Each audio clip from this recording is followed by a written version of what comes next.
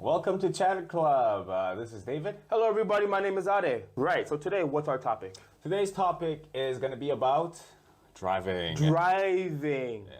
Just a quick question for you. Do you drive one-handed or with two hands on the wheels at all times? If I'm in Canada, probably one hand. Oh, yeah. If I'm in Korea, two hands and a prayer. Can you elaborate on that? Two hands and a what? And a prayer. Oh, and a prayer.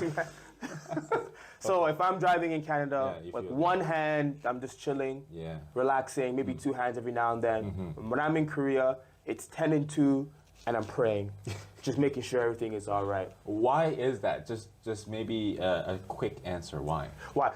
Driving in Korea, the mannerisms, the courtesy, and the driving style, I feel is completely different than back home. One drive, if you're going to A to B and you make 10 trips to A to B, it's never the same drive. Something different happens every single time. Right. What I noticed was I had an American driving license. I have the Ontario one as well. But with the American driver's license, I was able to switch it to a Korean driver's license without a problem. Were you able to do that? Absolutely easy. So, like, that being said, the driving rules are pretty much similar then. That's why they allow you to switch the licenses. But the driving culture is a different story. That's the difference. Yeah. Right. The rules might be same, but when it comes to driving etiquette, the mannerism, like you said, could be different, so you have to bear that in mind. One of the things your facial expression. It's so hard driving here, man. It's different. It's very different. Yeah, and there's so much to talk about, actually. And I actually have a list of things that we want to talk about. But one of the things I want to talk about as well is speeding. In Korea, there's no speed patrol cars, per se. There's no cops checking your speed by using their radar guns. Right.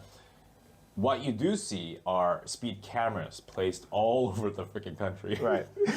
If you know that, that means you can speed anywhere. If you want to, you can speed.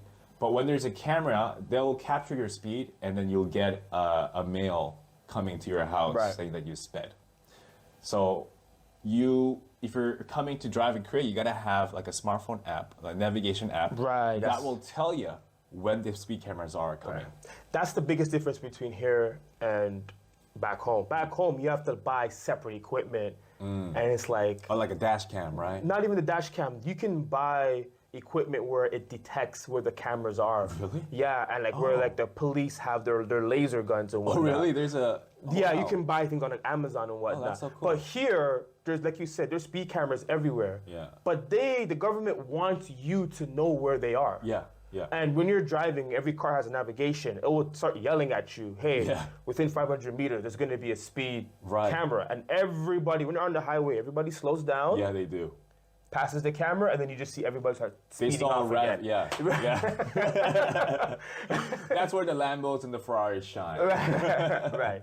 Yeah, but unlike those situations, you have to just go with your guts and how fast you... I generally just tend to follow the traffic. If the car in front of me and the car beside me is going faster than the speed limit, I just follow them. Right. Because I don't want people to be that one jerk slowing the traffic down. For sure. No, you go with the flow of traffic, and that's normally how they teach you how to drive anyways, is going with the flow of traffic. Yeah, for sure. So that's speed. Let's get that out of the way. I haven't seen stop signs in Korea. I know we're familiar with stop signs in Canada and America as well, especially in I guess roads by the villages, in what do you call it, by the residential area. Back streets, right? Yeah. Here in Korea, I haven't seen any stop signs. I think this is a cultural thing, and I always use this as an example of law and culture. Yeah.